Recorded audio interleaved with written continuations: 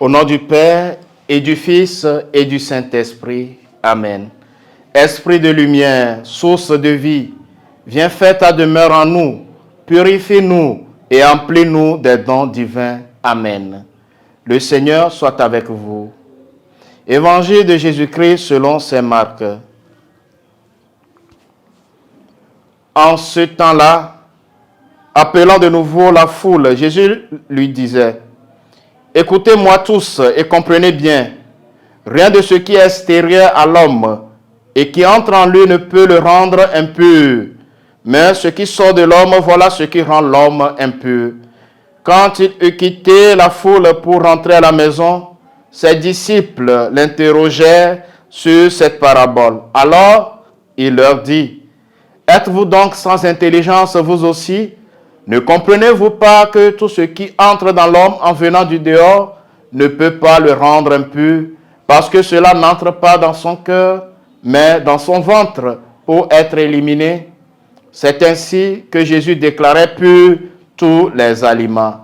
Il leur dit encore: ce qui sort de l'homme, c'est cela qui le rend impur, car c'est du dedans du cœur de l'homme que sortent les pensées perverses, inconduite, vol, meurtre, adultère, cupidité, méchanceté, fraude, débauche, envie, diffamation, orgueil et démesure. Tout ce mal vient du dedans et rend l'homme impur. Acclamons la parole de Dieu.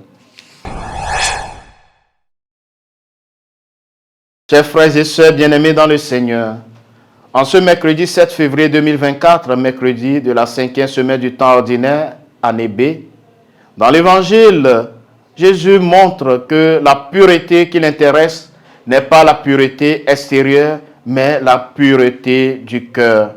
Chacun de nos actes a un effet dans nos cœurs et aussi dans le cœur de la personne qui en est destinataire.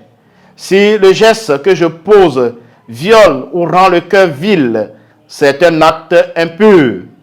Mais il y a aussi de nombreux actes qui n'ont aucun effet sur le cœur de l'homme. Le cœur pur est celui qui choisit l'amour.